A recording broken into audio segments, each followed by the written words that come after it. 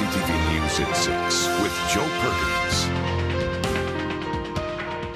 Good evening. Thank you for being here. It has been nearly 60 days since Emma Fillipoff disappeared, vanished from the streets of Victoria. Since then, her mother has traveled across the country and has spent the last 2 months desperately searching for her daughter. The tips have completely stopped, and Emma has not been seen since November. Now, days before Emma's mother was planning to go home to Ottawa, her family says they are broadening their search. Shelley Fillipoff and volunteers have been pounding the pavement, following up on tips that are no longer coming in. Emma was last seen on the evening of November the 28th near the Empress Hotel. Earlier this month, after weeks of searching on land, Victoria Police took to the waters near Redfish Bluefish, the restaurant where Emma works. Emma's mother, who has been staying at a hotel in Victoria since early December, says the search has hit a wall. No, we have turned up nothing. We've exhausted all tips and pretty much all ideas. So now I am on my way to Vancouver this week, and there's nothing to say that she can't be in Vancouver. Victoria Police continue to investigate the matter and believe Emma is still alive. Emma is scheduled to return to work on February the 1st. Emma's mother says she will be back in Victoria before then, waiting, hoping her daughter shows up. If she doesn't, she will reevaluate her search effort, but will likely return to Ottawa to regroup. If you are still willing to watch for Emma, I would focus on an orange purse. That is very, very easy to pick out in any crowd. It's not like every other person carries an orange purse. And if you were to see somebody carrying an orange purse that generally fit Emma's description, I would encourage you to go up and just ask her point blank. Say, are you Emma Fillipoff by any chance? Anyone with any information is asked to call Victoria Police. There is also a Facebook page that you can find by searching Help Find Emma Fillipoff.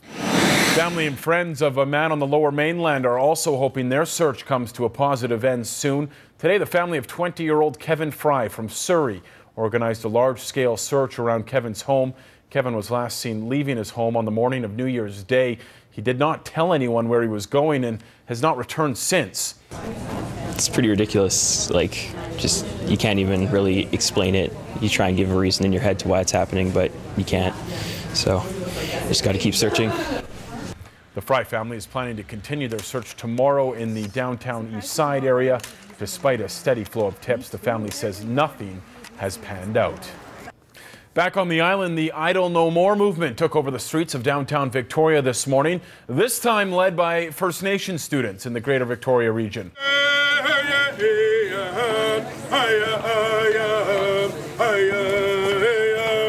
They started at Centennial Square and worked their way down Government Street, arriving on the legislature lawn. Student representatives from the Students' Union of Vancouver Community College organized the rally, the latest Idle No More movement on the island.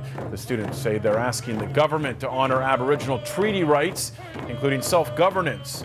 They also oppose the changes the federal government is trying to make through Bill C-45.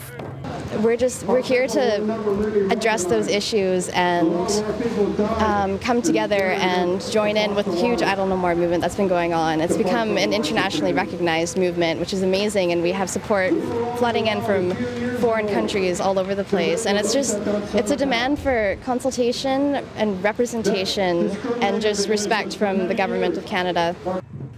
Bill C-45 changes land provisions in the Indian Act. The Idle No More movement, with its rallies across the country, argues the bill would weaken the protection of natural resources in Canada, including fresh water. Students have taken part in previous Idle No More rallies, but this is one of, if not the largest, island student-organized rally to occur since the movement began. I hope that from here, that our politicians, the people that we've elected to represent us, I hope that they'll actually listen, and I hope that they'll actually be willing to have a candid conversation with people and to be genuine and to be collaborative, especially, and to restore the treaty agreements that our peoples have signed. A few hundred people took part in today's rally. Victoria Police did have a large presence, but there were no incidents to report. Traffic was shut down briefly in the downtown core. There is another flash mob Idle No More movement scheduled for tomorrow at Centennial Square. The legal battle continues over what to do with a Newfoundland dog that was ruled as being dangerous by a provincial judge. You may recall the story of Chum and Champ, the two dogs that were seized by the Comox Valley Regional District in a legal dog fight that has been followed around the world. Now a Nanaimo family has stepped up, hoping to assume ownership of one or both of the dogs, but they say their offer is being rejected simply because they were critical of the Regional District's handling of the matter. CTV's Gord Kurbis has the latest. He is one half of a duel that the Comox Valley Regional District had seized on the belief that they were dangerous. Today, Champ is living free but missing his female partner. Most of the time he's on his own. He comes out here, he's, just staring around and sort of looking for her, and she's near. Champ, along with Chum, were seized in January of last year from a home in Black Creek. After a year-long legal dogfight, Champ was set free while Chum was found to be dangerous and remains in the custody of the local SPCA. John White, along with others, pay daily visits to her and say she isn't doing well. She's really in a sort of a depressed state. The vet was in to see her. He checked her over. I think she's a little bit anemic. When he gave his ruling on January 16th, the provincial court judge put a temporary hold on having Chum destroyed. Lawyers on both sides of the issue are trying to work out an agreement that's acceptable to all. I think everybody that's involved would really like a solution, and we've been working hard to try and come up with options and put them forward. The regional district had previously wanted Chum and perhaps Champ to be sent to a breeder in Saskatchewan. They now have a new proposal from an anonymous individual on Vancouver Island. We believe it's a good option, and we've presented that to Mr. Manso's lawyer. But Nanaimo's Melissa Buck says she has a solution that would make everyone happy, having Chum live with her and her two dogs. Whose dream is it to house a 7-year-old dangerous dog? Nobody's. You do what you have to because it's the right thing to do. Buck says her offer is being rejected from the regional district simply because she's been a vocal opponent of their actions ever since the issue began. The lawyer for Chum and Champ was told that the reason that our proposal was denied is because I am a protester. But the regional district's general manager of public affairs says Buck's proposal hasn't even reached them yet. To my knowledge and to the knowledge of our bylaw compliance manager, we have no idea what this is about. We have not received any proposal from Melissa. Carter says she's hoping lawyers for the regional district and Jacques Monceau, Chum and Champ's original owner, can connect and reach an agreement early next week. Gord Kurbis, CTV News, Nanaimo. In Vancouver, a 26-year-old woman is dead after the car she was in split in two after hitting a hydro pole early this morning.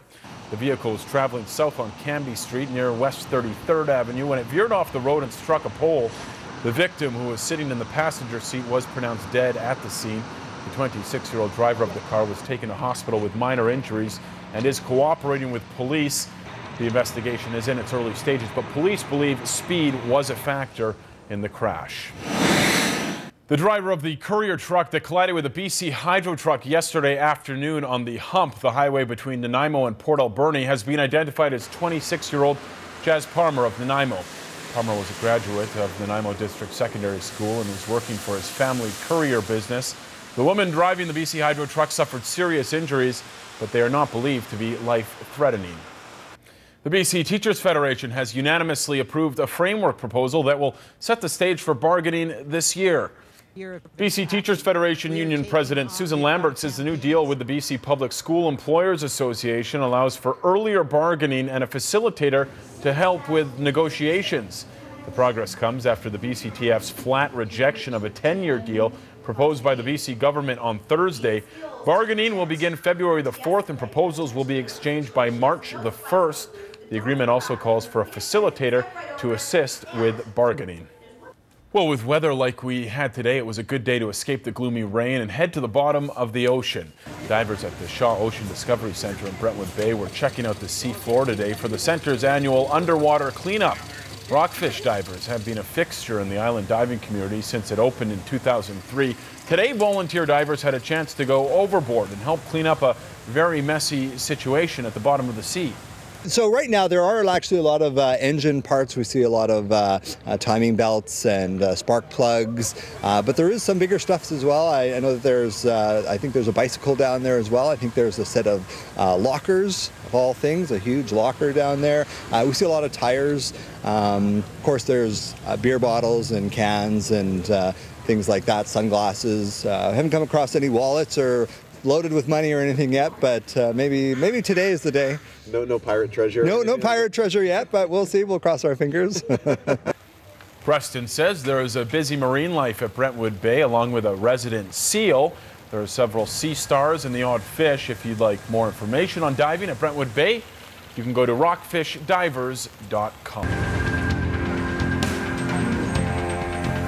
Welcome back to CTV News at 6. The Victoria Royals are officially hot. The Royals can make it 7 in a row tonight when they face off for the second night in a row at home against the Vancouver Giants.